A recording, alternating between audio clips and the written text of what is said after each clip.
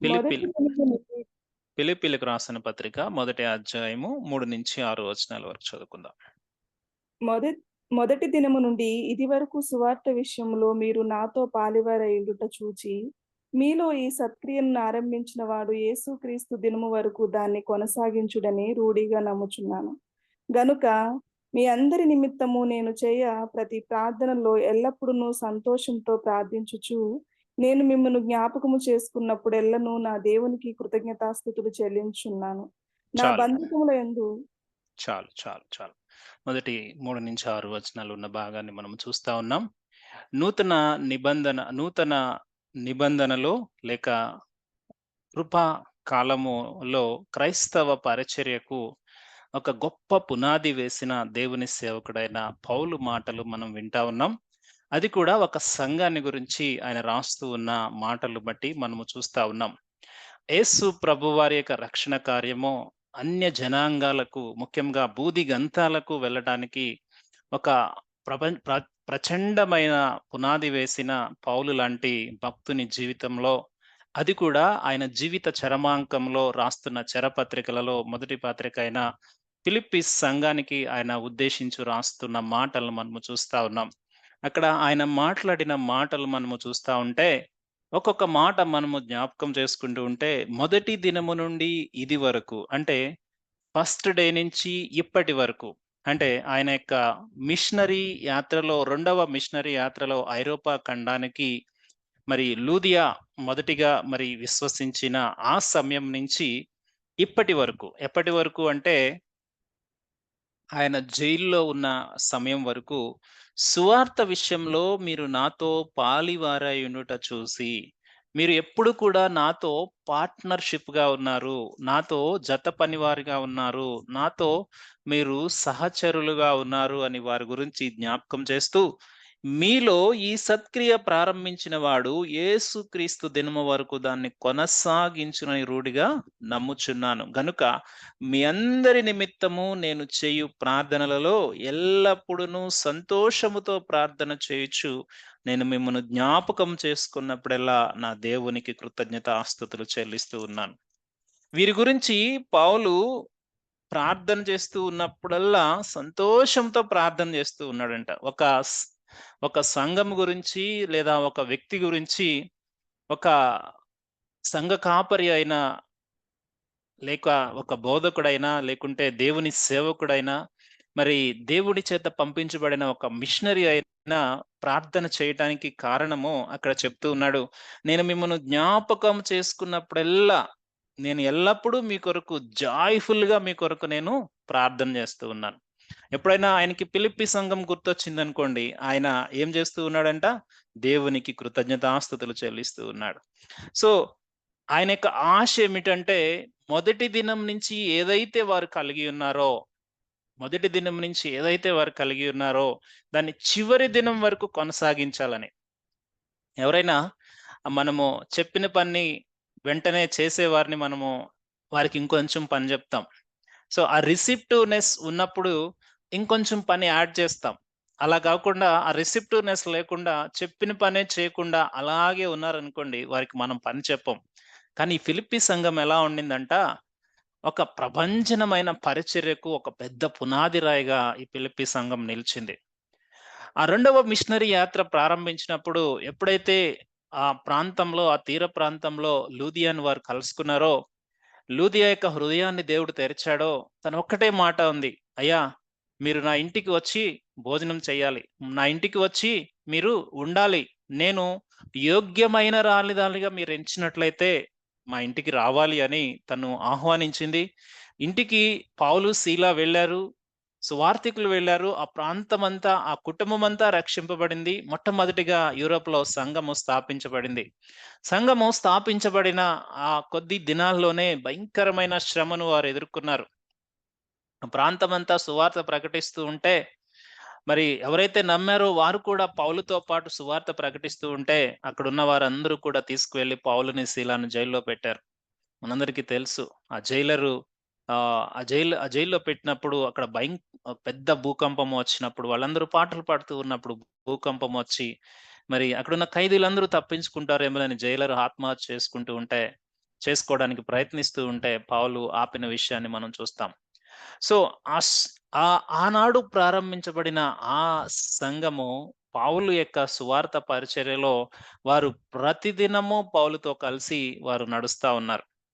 అద్భుతమైన విషయం ఏమిటంటే, వీరిని జ్ఞాపకం చేసుకుంటున్నప్పుడెల్లా కూడా పౌలు దేవునికి వందనాలు చెల్లిస్తా ఉన్నాడు. అయ్యా! ఆ ఫిలిప్పి సంఘము ఎంత పరిచర్యలో సహకారులుగా ఉన్నారు. ఎంత వారు ప్రతి సమయంలో సువార్త కొరకు వారు మరి ముందుకు వచ్చారు. వారిని మీరు జ్ఞాపకం చేసుకోండి అని వారిని దేవునికి గుర్తు చేస్తూ, ఎట్ ద సేమ్ టైమ్ దేవునికి వారిని బట్టి థాంక్స్ చెప్తా ఉన్నాడు. ఒక పక్కన ఇంకొంచెం ప్రోగ్రెస్ అవ్వాలని ప్రేయర్ చేస్తా ఉన్నాడు. ఇంకొక వైపు వారు సాధించిన దాన్ని బట్టి థాంక్స్ చెప్తా ఉన్నాడు. ఏ దైవజనుడికైనా, ఏ సంఘ నాయకుడికైనా, సంఘాన్ని మరి లీడ్ చేసే ఏ పర్సన్‌కైనా కూడా మరి ఇటువంటి రిజల్ట్ ఉన్న సంఘాన్ని చూస్తే ఎంతో సంతోషంగా ఉంటుంది. వారు మిగిలిన సంఘాల వలె వారు కూడా వారి యొక్క స వారు కూడా కేవలం కొన్ని ప్రాంతాలకే వారు పరిమితమై ఎళ్ళిపోలేదు. పౌలు యొక్క ప్రతి పరిస్థితిలో తనకి తోడుగా ఉన్నారు. చాలా సార్లు అవసరతలు మనకి అవసరతలు ఈ ఈ అవసరత ఉంది అని దేవుడు మనకి బోధిస్తాడు గానీ, సేవకులు ఎవ్వరు కూడా అడగరు.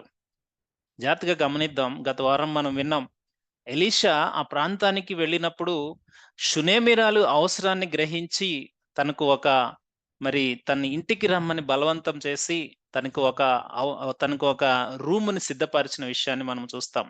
ఒకవేళ మనం షునేమిరాలను అడిగితే అమ్మా మీకు ఆ సమయంలో ఆ సమయంలో మీరే ఆ అవసరతను తీర్చగలరని మీకు అనిపించిందా? ఎవరూ లేరా అంటే, అవునండి నేను చూసాను. అక్కడ ఎవ్వరు కూడా తనని ఇన్వైట్ చేయలేదు. నేనే ఇన్వైట్ చేసి తీసుకువెళ్ళాను. తీసుకువెళ్ళి నేను నా భర్తతో మాట్లాడి మరి దైవజనుడు ఈ ప్రాంతంలో మరి ఆయన పరిచర్యకు వెళ్తూ ఉన్నాడు గనక ఒక విడిది లేదంటే ఒక చిన్న గదిని తన కొరకు నిర్మిద్దామని నేను చెప్పినప్పుడు నా నా భర్త దానికి అంగీకరించాడు. అంగీకరించిన తరువాత మేము దైవజనుడికి గది సిద్ధపరిచాం.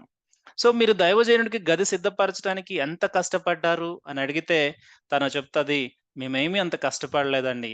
మాకున్న ప్లేస్‌లో ఒక చిన్న పోర్షన్ తనకిచ్చాం. దానికి కావాల్సిన చిన్న వస్తువులు మేము ఏర్పాటు చేశాం. ఓకే. బానే ఉంది. మరి మీరు ఏర్పాటు చేసిన విషయాలు చాలా చిన్నవే గదా! మరి మిమ్మల్నెందుకు గనురాలు అని పిలుస్తా ఉన్నారు? ఏమోనండి. నాకు తెలీదు. నా యొక్క స్థితి అయితే మరి అంత గొప్పది కాదు గానీ, మరి ఆ దైవ సేవకుడికి నేను చేసిన కారణాన్ని బట్టి మేబీ పరిశుద్ధాత్మ దేవుడు గనురాలు అని నన్ను పిలిచి ఉండవచ్చు. నేను చేసింది కొంచెమేనండి. దేవుడు నాకు ఇచ్చింది చాలా ఇచ్చాడు. నాకు బిడ్డ లేని సమయంలో బిడ్డనిచ్చాడు. నా బిడ్డ చనిపోతూ ఉన్నప్పుడు ఆ బిడ్డను బ్రతికించాడు. అంత మాత్రమే కాదు, కరువులో నన్ను బ్రతికించాడు. నేను ఇచ్చింది కొంచెమే గానీ, నేను పుచ్చుకున్నది చాలా ఉంది అని తను సాక్ష్యం ఇస్తా ఉంది. ప్రియమైన వారలారా, ఎందుకు జ్ఞాపకం చేస్తూ ఉన్నానంటే, పౌలు ఒక్కటే అంటా ఉన్నాడు.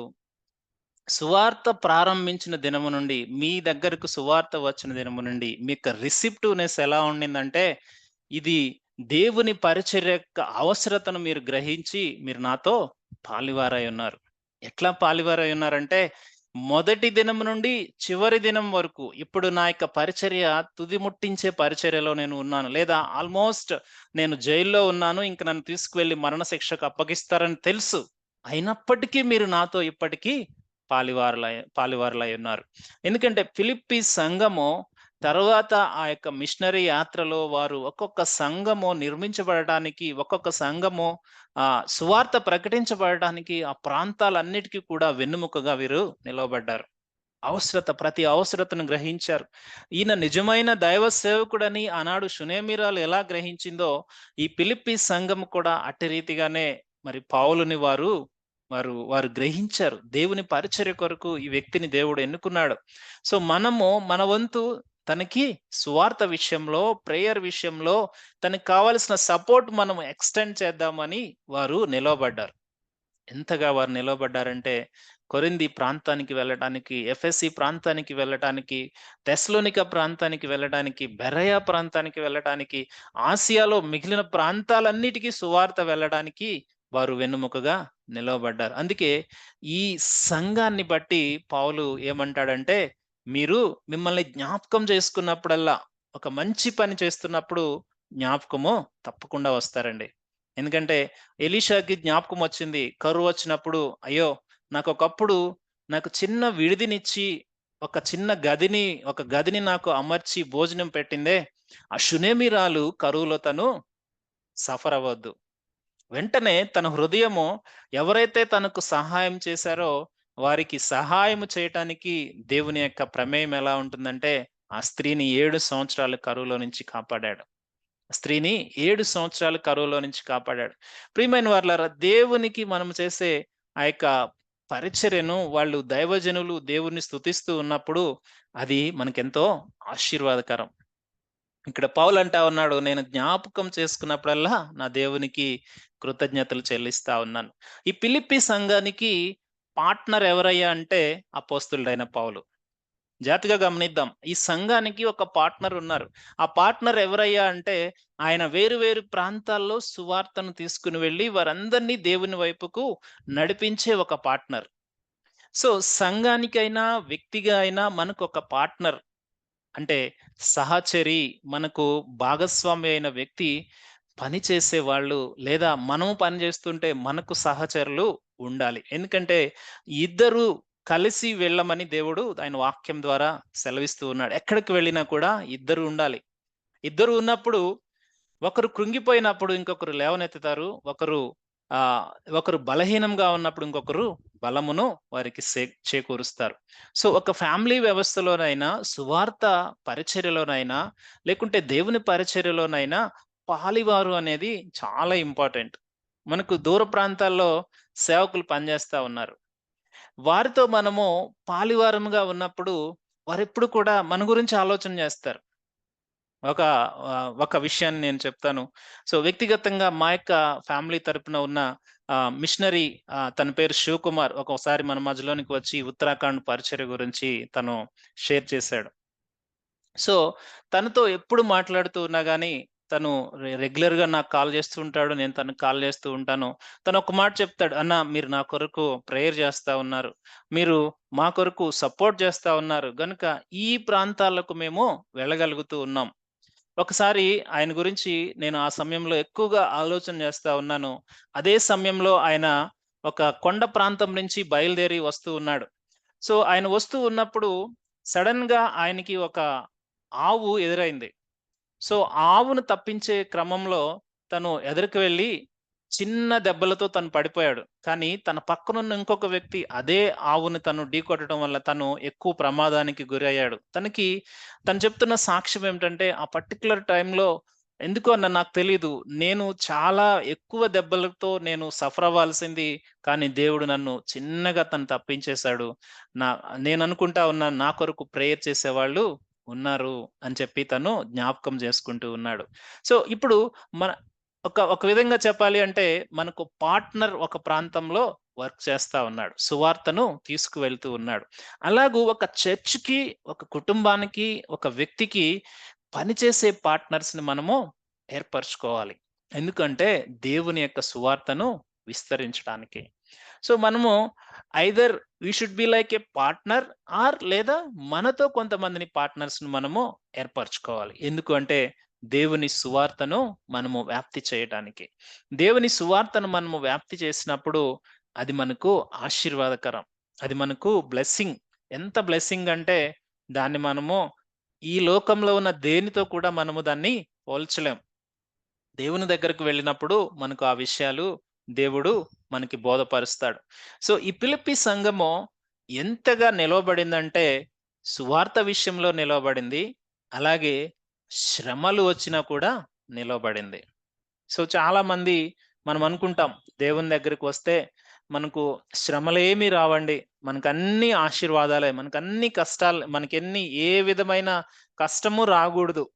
ఈ విధంగానే మనం దేవుని దగ్గరికి వద్దాం అనుకుంటాం. కానీ దేవుడు ఆయన వాగ్దానం ఇచ్చాడేమిటంటే, మీకు లోకంలో శ్రమ కలుగును. యేసు ప్రభువారిచ్చిన వాగ్దానము మనం జాగ్రత్తగా జ్ఞాపకం చేసుకోవాలి. మనకి లోకంలో శ్రమ కలుగుతుంది. అయినను ధైర్యం తెచ్చుకొనుడి, నేను లోకమును జయించి ఉన్నానని దేవుడు చెప్తూ ఉన్నాడు. కనుక శ్రమ రాదు క్రైస్తవునికి అని ఎవరైనా మనకి బోధ చేస్తూ ఉంటే అది అబద్ధమైన బోధ. మనము నమ్ముకున్న దేవుడు భౌతికమైన అవసరతలను తీర్చడానికి మనము దేవుణ్ణి నమ్ముకోలేదు. భౌతికమైన అవసరతలను దేవుడు తప్పనిసరిగా తీరుస్తాడు. గానీ ఆత్మీయంగా మనము అభివృద్ధి చెంది, మన ఆత్మకు రక్షకుడిని మనము మరి కనుగొని, ఆ ఆత్మను మరి దేవుని యొక్క చిత్తంలో దేవుని యొక్క చిత్తంలో మనము నడుస్తూ ఆత్మీయంగా మనము అభివృద్ధి చెందటానికి దేవుడు మనకి కొన్ని శ్రమలను అనుమతిస్తాడు. ఆ శ్రమలలో మనము పక్కకు జారిపోతే మనము నిత్యత్వాన్ని మిస్ అయిపోతాం. గనుక శ్రమలలో మనం ఎప్పుడు కూడా ధైర్యముగా దేవుణ్ణి వెంబడించే వారంగా ఉండాలి. ఈ ఫిలిప్పీ సంఘము సువార్తలో పార్ట్నర్‌షిప్ మాత్రమే కాదు, శ్రమలలో కూడా పౌలుతో భాగస్వాములుగా వారున్నారంట. పౌలు ఎన్ని శ్రమలు వారు అనుభవించినా, పౌలు ఎన్ని పరిస్థితుల్లో పౌలుని వారు శ్రమల గుండా వారు మిగిలిన వారు హింసించినా గాని, ఈ ఫిలిప్పీ సంఘం వారిని పౌలుని ఎడబాయకుండా ఉంది. సో, దేవుని యొక్క వాక్యము సెలవిస్తూ ఉంది ఏమిటంటే, 2 తిమోతి పత్రిక 3వ అధ్యాయము 12వ వచనంలో ఈ మాట రాయబడి ఉంది. అక్కడేంటంటే, క్రీస్తు యేసునందు సద్భక్తితో బ్రతకనుద్దేశించు ప్రతి ఒక్కరికి శ్రమ కలుగును. సో, మనము క్రీస్తు యేసునందు సద్భక్తితో మనం బ్రతకను ఉద్దేశించామా? శ్రమ తథ్యం. శ్రమ రావద్దు అని మనం ప్రార్థన చేయొద్దు. శ్రమ రావాలి. శ్రమలో దేవుని యొక్క కృపను మనము పొందుకోవాలి. ఎందుకంటే ఇక్కడ పౌలు భక్తుడు చెప్తూ ఉన్న మాట చూస్తే 1వ అధ్యాయము 29వ వచనంలో అక్కడ రాయబడిన మాట చూస్తే, ఏలయనగా మీరు నాయందు చూచినట్టియు నాయందు ఉన్నదని మీరిప్పుడు వినుచున్నట్టి పోరాటము మీకును కలిగి ఉన్నందున క్రీస్తునందు విశ్వాసముంచుట మాత్రమే కాక ఆయన పక్షమున శ్రమపడుటయు ఆయన పక్షమున మీకు అనుగ్రహింపబడెను. ఎంత భాగ్యం చూసారా? క్రీస్తు యేసునందు కేవలం విశ్వాసం మాత్రమే కాదు, ఆయన పక్షమున శ్రమ పడటం. ఇది గొప్ప భాగ్యం. దీన్ని ఇక్కడ ఏమంటూ ఉన్నాడంటే, నేను ఏదైతే పోరాడుతూ ఉన్నానో, ఈ శ్రమలలో ఏదైతే పోరాడుతూ ఉన్నానో, ఆ పోరాటము మీరు కూడా పడుతూ ఉన్నారు. అందును బట్టి నేను దేవుణ్ణి స్తుతిస్తా ఉన్నాను. మీరు కేవలం సువార్త చెప్పి వెళ్ళిపోయే విషయంలోనే కాదు, శ్రమ పడే విషయంలో కూడా పాలివారై ఉన్నారు. ఎంత భాగ్యమండి! ఈ ఫిలిప్పీ సంఘం గురించి పౌలు ఎప్పుడు కూడా మరి జ్ఞాపకం చేసుకున్నప్పుడల్లా వాళ్ళు ఇంకా ప్రోగ్రెస్ అవ్వాలి, వాళ్ళు ఇంకా బలంగా ఉండాలని ప్రార్థన చేస్తూ దేవునికి ఎప్పుడు కూడా వారి గురించి వందనాలు చెల్లిస్తా ఉన్నాడు. కొత్త నిబంధన కాలంలో దేవుని పరిచర్య ఆ యొక్క ఆహ్, పరిశుద్ధాత్మ దేవుని తాకిడితో ప్రారంభించబడిన ఆ యొక్క యెరూషలేములో మరి ఆహ్, ఆహ్, ఆ యొక్క పెంతెకొస్తు దినము నాడు ఆరంభించబడిన ఆ పరిచర్య ప్రభంజనముగా కొనసాగటానికి దేవుడు పౌలుని ఎన్నుకున్నాడు. మనకు తెలుసు. యెరూషలేము, సమరయ ప్రాంతాల వరకు ఆగిపోయిన పరిచర్య భూదిగంతాలకు తీసుకువెళ్ళడానికి దేవుడు అపోస్తలుడైన పౌలుని ఎన్నుకున్నాడు. అపోస్తలుడైన పౌలుని ఎన్నుకున్నప్పుడు మొట్టమొదటిగా అంతియొక సంఘాన్ని దేవుడు ఎన్నుకున్నాడు. అంతియొక సంఘము మొదటి 2 మిషనరీ యాత్రల వరకు వారు అత్యధికంగా పౌలుకి వారు సపోర్ట్ చేశారు. ఎప్పుడైతే ఈ 2వ మిషనరీ యాత్రలో ఫిలిప్పీ సంఘము జతపరచబడిందో, అంతియొక సంఘము బహుశా వారు వేరే ప్రాంతాల మీద ఫోకస్ చేసి ఉండవచ్చు. బర్నబా అప్పటికి వేరే ప్రాంతానికి వెళ్ళిపోయాడు.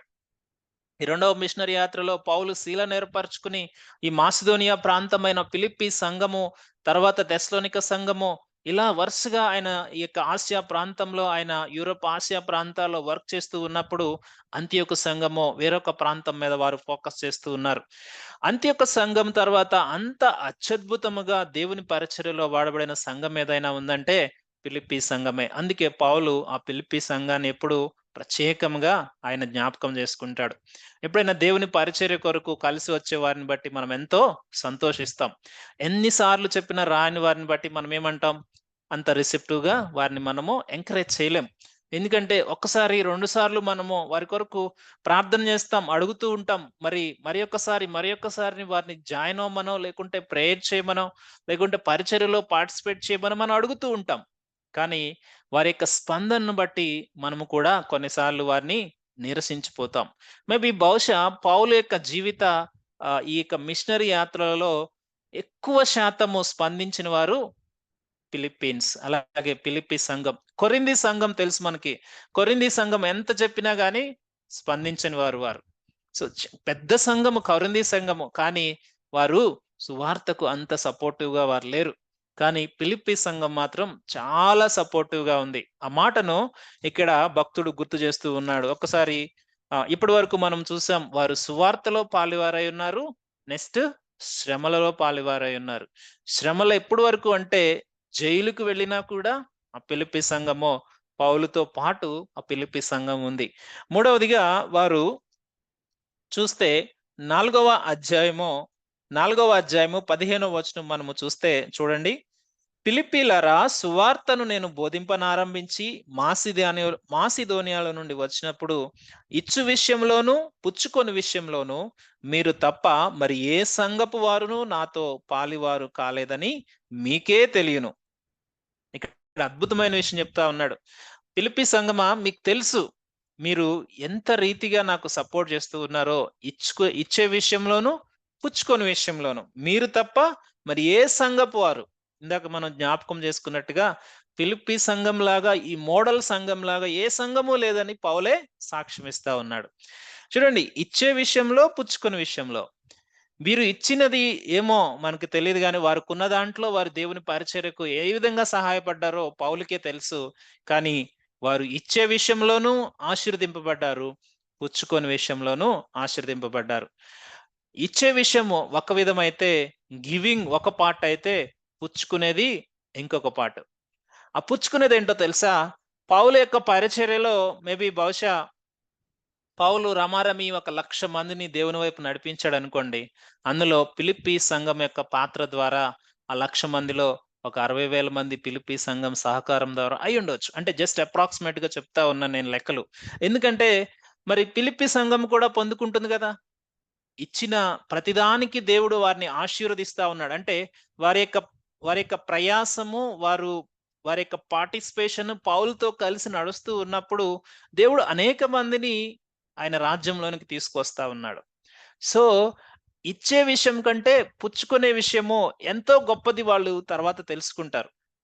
సో, దేవుని యొక్క వాక్యం సెలవిస్తూ ఉంది, ఇచ్చుట కంటే పుచ్చుకొనుట కంటే ఇచ్చుట ధన్యం. ఎందుకంటే ఇచ్చింది కొంచెమే, వారు పుచ్చుకునేది ఎక్కువ ఉంటుంది. అంటే గివింగ్ కొంచెమే ఉంటుంది, రిసీవింగ్ అనేది ఎక్కువ. వారు పౌలుతో పాటు రేపొద్దున దేవుని ఆ తీర్పు దినమున వారు నిలబడినప్పుడు వారి పరిచర్యకు ఎంత మందిని దేవునిలోనికి వారు తీసుకొచ్చారో ఆ యొక్క రిసీవింగ్ అప్పుడు పంచుకుంటారు వాళ్ళు.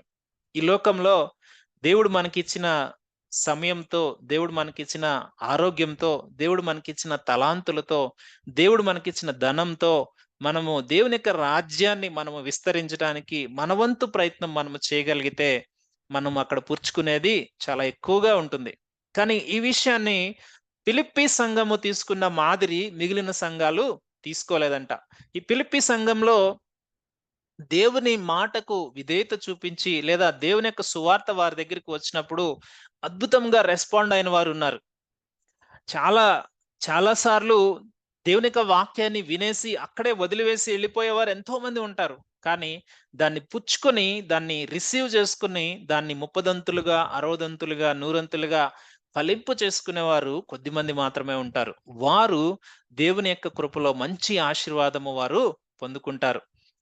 దేవుని యొక్క సువార్త మన జీవితాల్లోనికి వచ్చినప్పుడు మనము ఒక్కసారి వెలిగింపబడిన తర్వాత పాత జీవితాన్ని కంప్లీట్ గా, ఏ విధమైన పాత రోత ఆలోచనలు మన మీద ఏలుబడి చేయకుండా ఆయన వాక్యము చేత ప్రతిరోజు మనము కట్టబడుతూ పరిశుద్ధముగా మన జీవితాన్ని దేవునిలో కట్టుకుంటూ అనేక మందిని దేవునిలోనికి నడిపించటమే దేవుని యొక్క ఉద్దేశం. ఏ వ్యక్తి జీవితంలో రక్షణ కార్యము దేవుడు చేసినా దాని వెనక ఉద్దేశం ఇదే. అది ఒక్కొక్క వ్యక్తి ఒక్కొక్క విధముగా ఆయన తన తన తన యొక్క అవైలబిలిటీని బట్టి తను సహాయపడవచ్చు. బట్ సహాయపడకుండా ఉంటే దేవుడు ఆ సంఘాన్ని బట్టైనా, ఆ వ్యక్తిని బట్టైనా ఎప్పుడూ బాధపడుతూ ఉంటాడు. కానీ ఫిలిప్పి సంఘాన్ని బట్టి దేవుడు పౌలు ద్వారా మాట్లాడుతున్న మాటలు, వారు సువార్తలో పాలివారై ఉన్నారు, వారు శ్రమల్లో పాలివారై ఉన్నారు, వారు ఇచ్చే విషయంలో పాలివారై ఉన్నారు. సో సో వీరు ఇచ్చే విషయాల వలన ఎన్నో సంఘాలు కట్టబడ్డాయి. వీరు ఇవ్వటం వలన పౌలు యొక్క పరిచర్య ప్రభంజనముగా నడిచింది. ఒక ట్రూ సర్వెంట్‌ని, ఒక నిజమైన సర్వెంట్‌ని మనము చూజ్ చేసుకొని మన పార్ట్నర్‌గా మనము పెట్టుకుంటే, వారి ద్వారా దేవుడు గొప్ప కార్యాలు చేస్తాడు. సో, ఒక ఫ్యామిలీకి లేదా ఒక వ్యక్తికి లేక ఒక సంఘానికి ఇంత మంది ట్రూ సర్వెంట్స్‌ని మనం పార్ట్నర్‌షిప్స్‌గా పెట్టుకుంటే, వారు ఎంతగానో అక్కడ ఆ ప్రాంతంలో వర్క్ చేస్తారు. మనమందరము ప్రార్థన చేస్తాం. కానీ మన మన డైరెక్ట్ ఇన్వాల్వ్‌మెంట్, మన పర్సనల్ ఇన్వాల్వ్‌మెంట్ అది ఏదైనా కానివ్వండి. అది మిషనరీస్ అని నేను చెప్పట్లేదు. దేవుని యొక్క పరిచర్యకు మన యొక్క డైరెక్ట్ ఇన్వాల్వ్‌మెంట్, పార్ట్నర్‌షిప్ ఏమైనా ఉందా? అనేది మనము ఒక్కసారి ప్రశ్నించుకోవాలి. సో, కొంతమంది ఇప్పుడు మన ఆన్‌లైన్ సహవాసంలో ఉన్నవారు వారు ఉద్యోగం చేస్తున్న ప్రాంతాల్లో లేదా వారు బిజినెస్ చేస్తున్న ప్రాంతాల్లో వారు సువార్త చెప్తూ ఉన్నారు. ఇది దేవుని యొక్క చిత్తం. మనమందరం ఉన్న ప్రాంతాల్లో మనము నిజ దేవుణ్ణి పరిచయం చేయాలి. మన జీవితాలు ఎలా మారాయి? దేవుని నమ్ముకోవటం వల్ల కలిగే ప్రయోజనం ఏమిటి? కేవలం ఈ లోకంలో మనము జీవితానికి కాదు. ఒక్కసారి ఇక్కడ మరణించిన తర్వాత తీర్పు ఒకటి ఉంది. ఆ తీర్పును ఎదుర్కోవాలి అంటే మనము ఇక్కడ ఉండంగానే దేవుని యందు విశ్వాసం ఉంచాలి. మన కొరకు ఆ దేవుడు ఈ లోకానికి వచ్చి రక్షకుడుగా కార్యం చేశాడు. నేను దాన్ని నమ్మాను. ఈ విధంగా నా జీవితం మారింది. ఆయన వాక్యము అనుభవించటం ద్వారా, అవలంబించటం ద్వారా నేను ఈరోజు నా జీవితాన్ని నేను మార్చుకున్నాను అని మన సాక్ష్యాన్ని పరిచయం చేస్తూ, ఆయన మానవులందరి కొరకు చేసిన రక్షణ కార్యాన్ని మనము ప్రతి ఒక్కరికి సువార్త చెప్పవలసిన బాధ్యులమై ఉన్నాం. ఇది మనముంటున్న ప్రాంతాల్లో మనము చేయవలసిన పని. దూర ప్రాంతములో చేయవలసిన పని కూడా మనదే గదా! ఆ బాధ్యత కూడా మనదే గదా! మన దేశానికి సంబంధించి బాధ్యత మనదే గదా! ఒకప్పుడు ఎంతోమంది వారు వేరు వేరు దేశాల నుంచి మన దేశానికొచ్చి పరిచర్య చేశారు. కానీ ఇప్పుడు ఆ పరిస్థితులు లేవు. కానీ పరిచర్య చేయాలి లేదా సువార్తను ప్రకటించాలి. దూర ప్రాంతాల్లోనికి వెళ్ళటానికి యవనస్తులు కావాలి. దాని కొరకు మనం ప్రేయర్ చేస్తున్నాం. వెళ్ళిన వారికి ప్రార్థనా సహాయం కావాలి. వారికి ఆర్థిక సహాయం కావాలి. ఎవరు చేస్తారు ఆ పనిని? అందుకు మనము ప్రార్థనా సహాయంతో పాటు ఆర్థిక సహాయానికి సంబంధించిన పార్ట్నర్‌షిప్‌ని మనము ఎంచుకోవాలి. ఈ మాసిదోనియా సంఘము పౌలుని పాలివారిగా ఎంచుకోవటం వలన ఖండాలు ఖండాలు దేవుని యొక్క సువార్త ప్రకటించబడింది. మాసిదోనియా సంఘం యొక్క ప్రయత్నం ద్వారా కొన్ని ఖండాలు దేవుని వైపుకు నడిపించబడ్డాయి. ఈరోజు మనము చేసే ఒక చిన్న ప్రయత్నం ద్వారా ఒక రాష్ట్రంలో ఉన్న ఒక ప్రాంతము దేవుని దగ్గరికి నడిపించబడవచ్చు. అప్పుడు మనము ఇచ్చిన దాన్ని అప్పుడు పుచ్చుకుంటాం. దేవుని యొక్క సన్నిధిలోనికి మనం వెళ్ళినప్పుడు పలానా ఉత్తరాఖండ్‌లో, పలానా ప్రాంతంలో ఈ పరిచర్య ద్వారా మనము పాలివారం అవటం ద్వారా కొంతమంది ఆత్మలు దేవుని దగ్గరికి నడిపించబడ్డాయి. అప్పుడు అక్కడున్న పౌలు లాంటి వారు ప్రార్థన చేస్తారు. పలానా వాక్ విత్ సేవియర్ ఫ్యామిలీ ద్వారా ఈ యొక్క ప్రార్థన సహాయం మాకు అందుతుంది. ఈ యొక్క ఆర్థిక సహాయం మాకు అందుతుంది గనుక ఈ ప్రాంతము ఇంకా సువార్తకు పరిచయం అవుతా ఉంది. అలాగే వారు మన కుటుంబాలను జ్ఞాపకం చేసుకుంటూ ఉన్నప్పుడు దేవునికి వందనాలు చెల్లిస్తారు. గనుక ఈ పాలిభాగత్వము అనేది మన జీవితాల్లో చాలా ఇంపార్టెంట్ అండి. ఎందుకంటే దేవుడు ఎన్నుకున్న దాని వెనకాల ఒక ఉద్దేశ్యం ఉంది. దేవుడు మనల్నందరినీ సువార్థికులుగానే చూస్తా ఉన్నాడు. దేవుడు మనల్నందరినీ ఎలా చూస్తూ ఉన్నాడంటే విట్‌నెస్‌లుగా చూపిస్తా ఉన్నాడు. నా బిడ్డలు ఆ ప్రాంతంలో ఉన్నారు. వారు విట్‌నెస్‌గా ఉన్నారు. ఒకవేళ ఎవరమైనా మనము విట్‌నెస్‌గా లేము అంటే ఈ రోజు నుంచి మనము ఆ పనిని ఆరంభించాలి. దేవుడు మనకి ఆయువును, మనకి బలమును, శక్తిని మనకు జీవించడానికి ప్రతి సమయాన్ని దేవుడిస్తూ ఉన్నాడంటే ఆయన కృపని మనం మర్చిపోవద్దు. సువార్త చేయటానికైనా, విట్‌నెసింగ్‌కైనా మనం వెనకాడుతూ ఉన్నామంటే, మన దేవుని యొక్క రక్షణ కార్యాన్ని మనము తక్కువగా చూపిస్తూ ఉన్నట్టు. గనుక మనము విట్‌నెసింగ్ అనేది మనమున్న ప్రాంతాల్లో మనము చేయాలి. ఫిలిప్పీ సంఘంలాగా సువార్తలో పాలిభాగమై ఉండాలి. శ్రమల్లో పాలివారమై ఉండాలి. అలాగే ఇచ్చే విషయంలో కూడా పాలివారమై ఉండాలి. ఫిలిప్పీ సంఘంలో కొంతమంది ముఖ్యులున్నారు. ఫిలిప్పీ సంఘం అంటే అసలు ఒక మోడల్ సంఘం అదే. పౌలు ఆ సంఘం గురించి చెప్తూ ఉన్నప్పుడల్లా తన హృదయము సంతోషంతో దేవునికి వందనాలు చెల్లించే అంత గొప్ప సంఘంలో కొంతమంది ముఖ్యమైన వ్యక్తులను కూడా నేను మీకు పరిచయం చేస్తాను.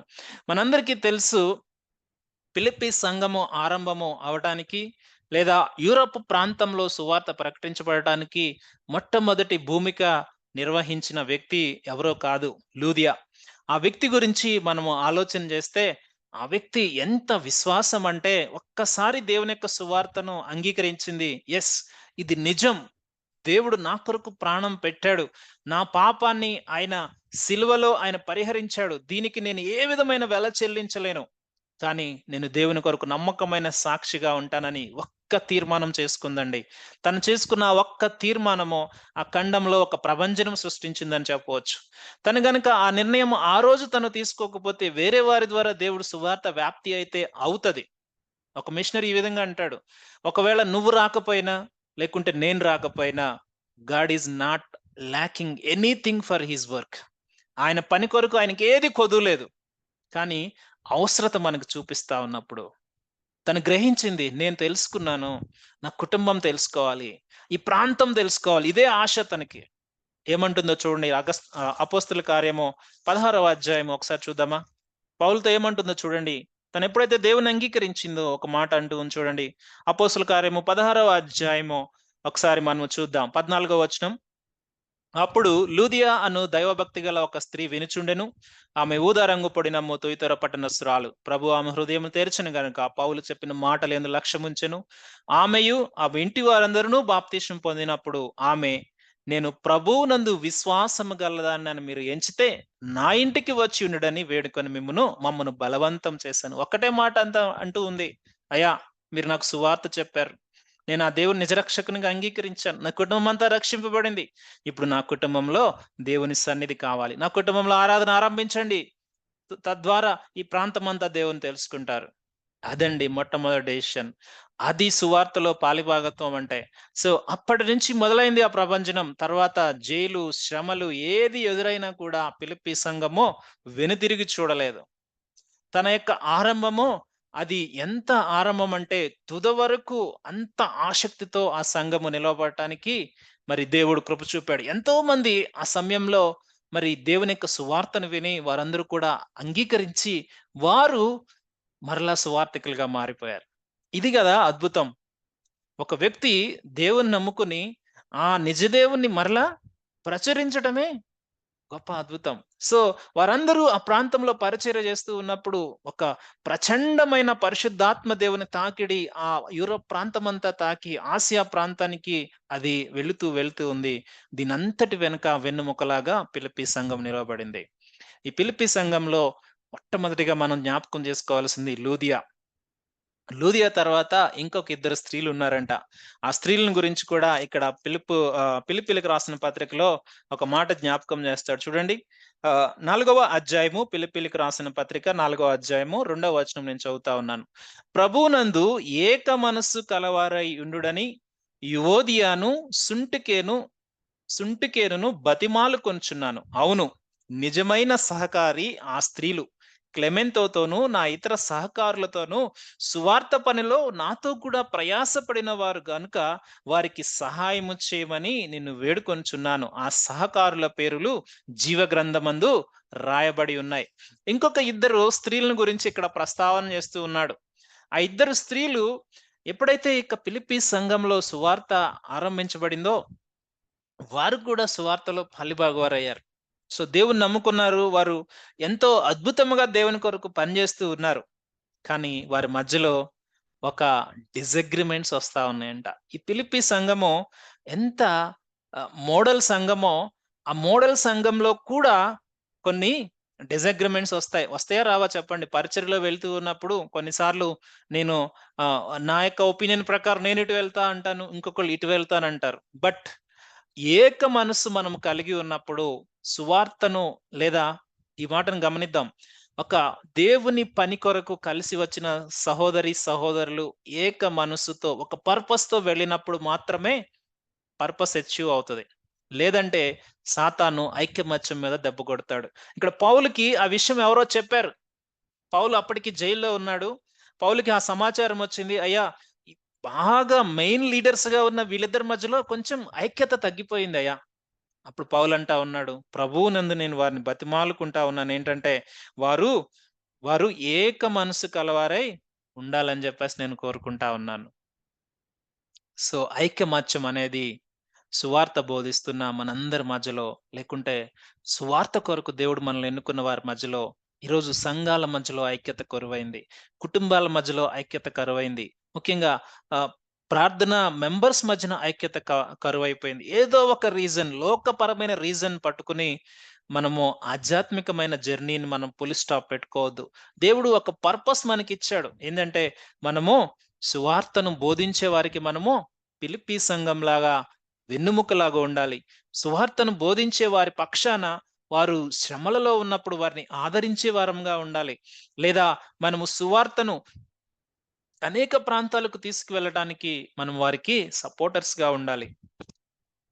దేవుడు ఆ విషయాలు మనని ఒక యూనిక్‌గా ఉండి నడిపించమని అడుగుతూ ఉంటే, మనమేం చేస్తా ఉన్నాం? ఏదో ఒక చిన్న చిన్న రీజన్స్ పెట్టుకొని ఐక్యమత్యాన్ని దెబ్బతీసుకుంటా ఉన్నాం. అందుకే దేవుని యొక్క వాక్యం సెలవిస్తా ఉంది. సహోదరులు ఐక్యత కలిగి ఉండుట ఎంత మేలు, ఎంత మనోహరం. అక్కడ అభిషేక తైలము అహరోను మరి తల మీద నుంచి కారి ఆ ప్రాంతమంతా అక్కడ ఉంటుందంట. ఐకమత్యం లేకపోతే దేవుడు సాతాను ఎప్పుడు కూడా ఐకమత్యాన్ని దెబ్బ కొట్టాలని చూస్తాడు. బలముగా వాడబడిన ఈ ఫిలిప్పీ సంఘంలో ఉన్న ఇద్దరు సహకారులకు పౌలు బోధిస్తున్నది ఏమిటంటే, మీరు ఐకమత్యం కలిగి ఉండండి. దేవుని యొక్క వాక్యము దేవుడు ఆయన ఈ ఈ శిష్యులకు మాట్లాడుతున్న ఒక్కటే మాట, మీరు ఒకరినొకరు ప్రేమించుడి. ప్రేమ ఏం చేస్తుందంట? అనేకమైన వాటిని కప్పుతుంది. ప్రేమ అనేకమైన దోషాలను కప్పుతుంది. అలాగే ఫిలిప్పీ పత్రికలో పౌలు గుర్తు చేస్తాడు, మీరు క్రీస్తు యేసునకు కలిగిన మనస్సు కలిగి ఉండండి. సో క్రీస్తు యేసు కలిగిన మనసు మనం కలిగి ఉంటే ఏమవుతుంది? ఎదుటి వ్యక్తి కొంచెం మనల్ని ఇబ్బంది పెట్టాడా? ఎదుటి వ్యక్తి మనకి అభిప్రాయాలు కలవట్లేదా? అవి నథింగ్ మ్యాటర్. బట్ సువార్త ప్రకటించబడాలి. ఐకమత్యాన్ని మనము పెంపొందించుకోవాలి. సో మన సహవాసం నడుస్తూ ఉన్నప్పుడు కొన్ని కొన్ని విషయాలు ఐకమత్యాన్ని దెబ్బతీసేవి, మన బ్యాలెన్స్‌ని అటు ఇటు చెరిపేవి వస్తాయి. తప్పకుండా వస్తాయి. ఈరోజు పరిచర్యలు విచ్ఛిన్నమవ్వటానికి కారణం అదే. సహోదరుల మధ్యన ఐక్యతను వాడు చెడగొడతా ఉన్నాడు. గనుక ఈ సహోదరీలని పౌలు అడుగుతా ఉన్నాడు. వారు ఐక్యంగా ఉండాలని నేను ప్రభువునందు బతిమలాడుకుంటా ఉన్నాను. ఎందుకంటే వారు గొప్ప పరిచర్య వారు చేశారు.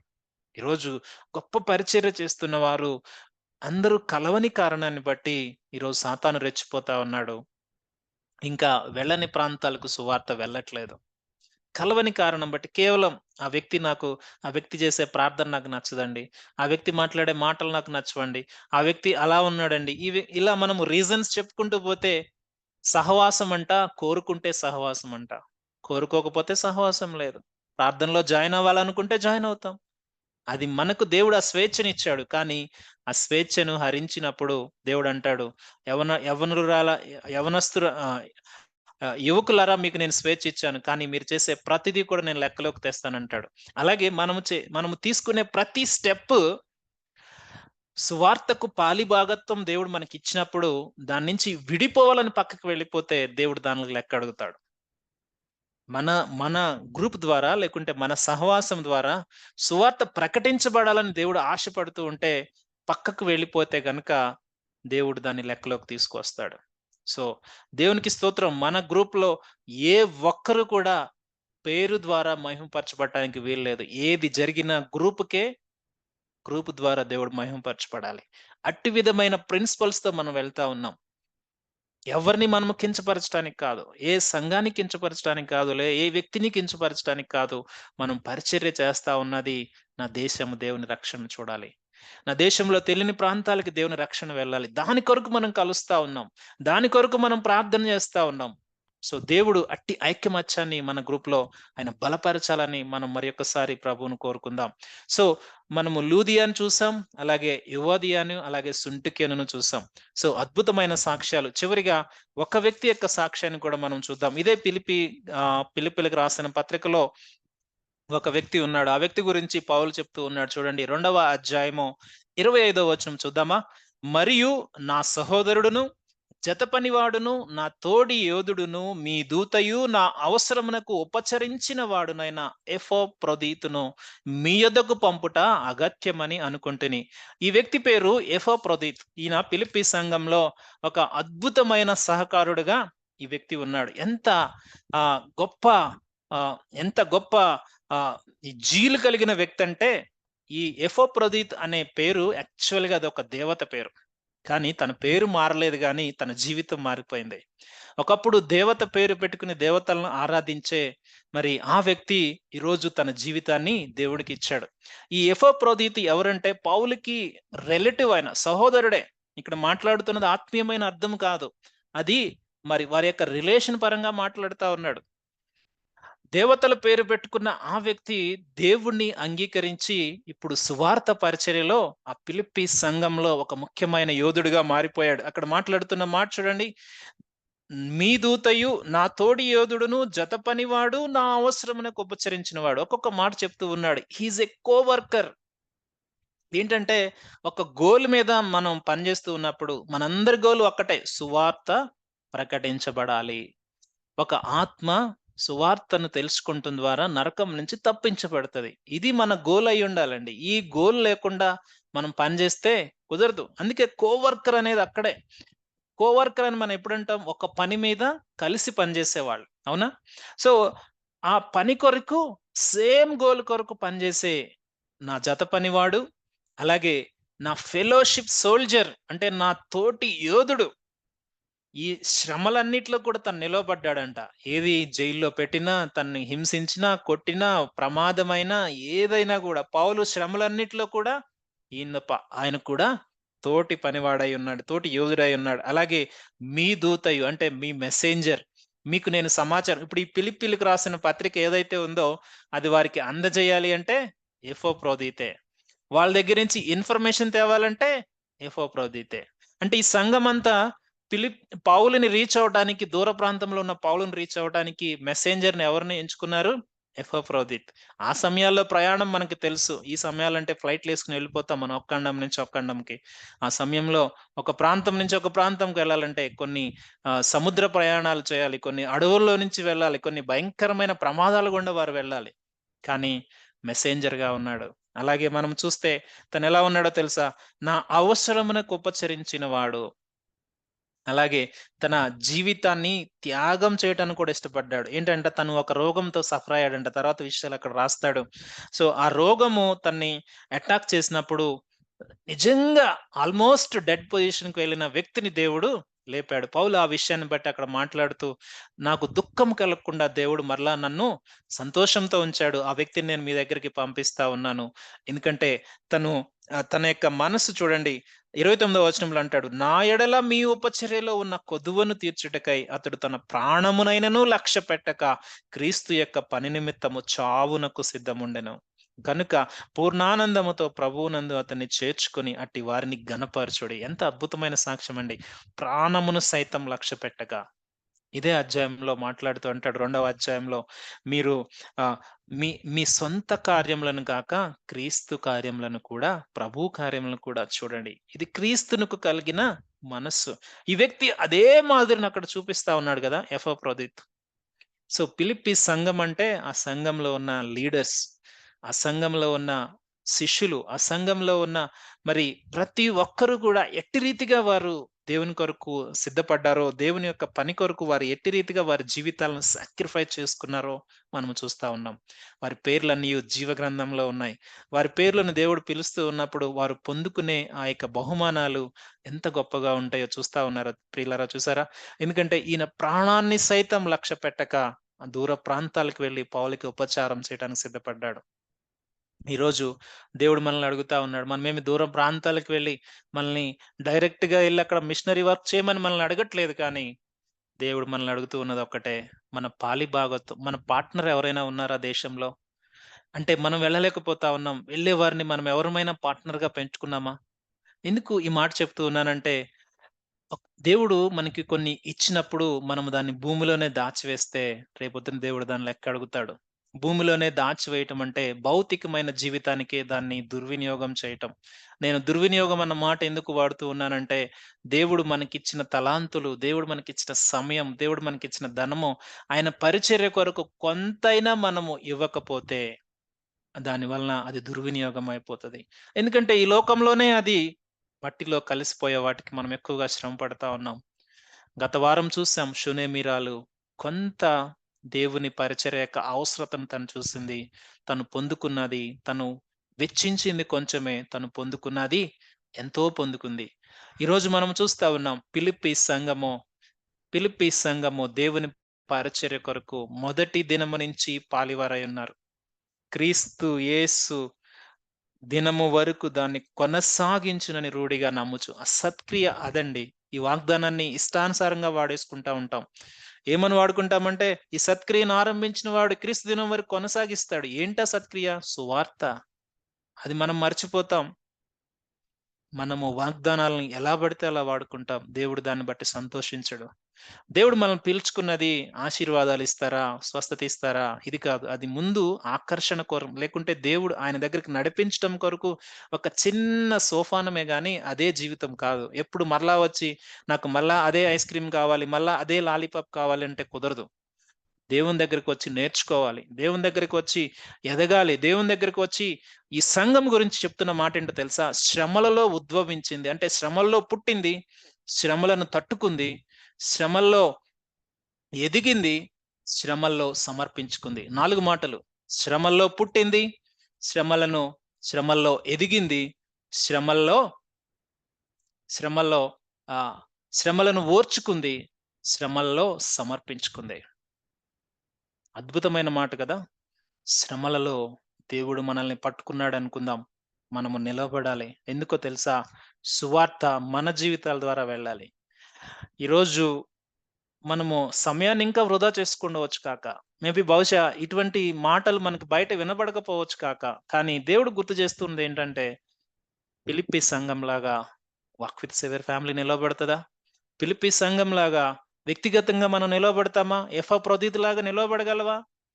లేకుంటే ఆహ్, లూదియాలాగా నిలవబడగలవా? చివరి వరకు ఆ యొక్క కమిట్మెంట్‌తో నువ్వు నిలబడగలవా అని దేవుడు మరొకసారి గుర్తు చేస్తూ ఉన్నాడు. బహుశా ఈరోజు మనకి ఒక మెసేజ్ ఏదో ఆశీర్వాదం గురించో, స్వస్థత గురించో రాకపోవచ్చు గాక. కానీ మన పనిని దేవుడు గుర్తు చేస్తా ఉన్నాడు. ఏంటి నీ పని? దేవుడు నీకిచ్చిన తలాంతేమిటి? నువ్వు దాన్ని సరిగ్గా వాడుతూ ఉన్నావా లేదా? దాన్ని మట్టిలో పెడితే ఏం ఉపయోగం? అది ఏదైనా కానివ్వచ్చు. నీ పార్ట్నర్‌షిప్ దేవుని పరిచర్య కొరకు ఉందా? నీ పార్ట్నర్‌షిప్ ఉంటే దేవుడు దాన్ని బట్టి సంతోషిస్తాడు. మిషనరీలు మనల్ని బట్టి సంతోషిస్తారు. లేకుంటే దేవుని పరిచర్యలో ఉన్నవాళ్ళు కొంతమంది నా కొరకు ప్రార్థన చేస్తున్నారు. కొంతమంది నా కొరకు ఆర్థిక సహాయాన్ని పంపిస్తున్నారు. కొంతమంది నా కొరకు ఆలోచన చేస్తూ ఉన్నారని వారెప్పుడు కూడా జ్ఞాపకం చేసుకుని దేవునికి వందనాలు చెల్లిస్తారు. గనుక ఈ పరిచర్య, ఈ పరిచర్య ఎప్పుడు కూడా, ఎప్పుడు కూడా దేవుని యొక్క ఎక్స్‌పెక్టేషన్స్ ఎప్పుడు కూడా చిన్న మంద మీద ఉంటాయి. ఎందుకు ఈ మాట చెప్తూ ఉన్నానంటే, దేవుని యొక్క వాగ్దానం ఇది. చిన్న మందా భయపడకుడి. తండ్రి మీకు రాజ్యమునివ్వ అనుగ్రహిస్తూ ఉన్నాడు. తండ్రి మనకు ఆయన రాజ్యాన్ని విస్తరించే భాగ్యాన్ని మనకిస్తా ఉన్నాడు. గనుక ప్రేమతో స్వీకరిద్దాం. మనము దేవుని పని కొరకు మనము నిలవబడదాం. ఈరోజు ఈ వాక్యము మన కొరకే. ఎవరి కొరకో అని మనం ఆలోచన చేయొద్దు. నేను చేయలేను ఇంకెవరో చేస్తారని కాదు. నువ్వు చేయగలిగే పనిని నువ్వు చేయగలిగితే ఎవరు కూడా పేద విధవరాల దగ్గర నుంచి 2 కాసులు ఎక్స్‌పెక్ట్ చేయరు. కానీ ఆ విధవరాలు వచ్చి తన జీవితమంతా దేవునికిచ్చేసింది. ఎవరు కూడా గనురాలైన షునేమీరాల దగ్గర నుంచి ఆ విధమైన ఎక్స్‌పెక్టేషన్స్ ఎవరు పెట్టుకోరు. కానీ తన హృదయములో తనకొక ఆలోచన కలిగింది. తను ముందుకు వెళ్ళింది. ఎవరు కూడా పేద సంఘమైన ఫిలిప్పీ సంఘం మీద ఎవరు ఎక్స్‌పెక్టేషన్స్ పెట్టుకోరు. కానీ వారు శక్తికి మించి ఇచ్చారంట. ఆ మాట చూద్దామా? వారు శక్తికి మించి ఇచ్చారన్న మాటను కూడా ఒక ప్రాంతంలో మరి పౌలు చెప్తూ ఉంటాడు. ఆహ్, వారి శక్తికి మించి రెండో కొరింథీ లకు రాసిన పత్రికలో మనము చూస్తే ఒకసారి చూద్దామా?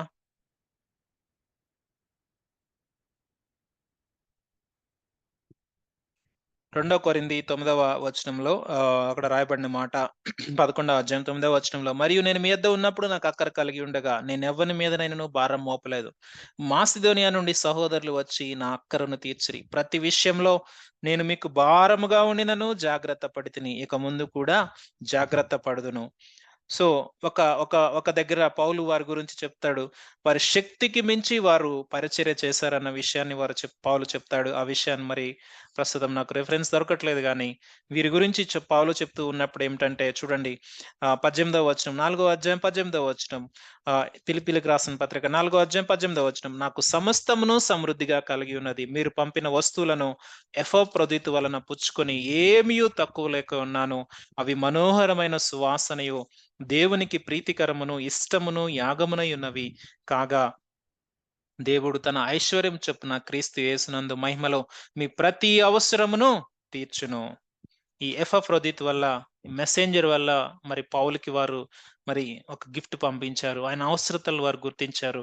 సో, వారిని బట్టి దేవుడికి చెప్తూ ఉన్న మాట ఏమిటంటే, దేవుడు తన ఐశ్వర్యం చొప్పున క్రీస్తు యేసునందు మహిమలో ప్రతి అవసరము మీకు తీర్చును. ఎంత అద్భుతమైన బ్లెస్సింగ్స్ వారు పొందుకుంటూ ఉన్నారండి. సువార్త పనిలో పాలిభాగత్వం ఉన్న వారికి దేవుడిస్తున్న అద్భుతమైన ఆశీర్వాదాలు. గనుక ఈరోజు గమనిద్దాం. ఇటువంటి మరి ఆధిక్యతను మనం కూడా కలిగి ఉందామని ప్రార్థన చేసుకుందాం. మనమందరం కూడా తలలు వంచినట్లయితే ప్రార్థన చేసుకుందాం.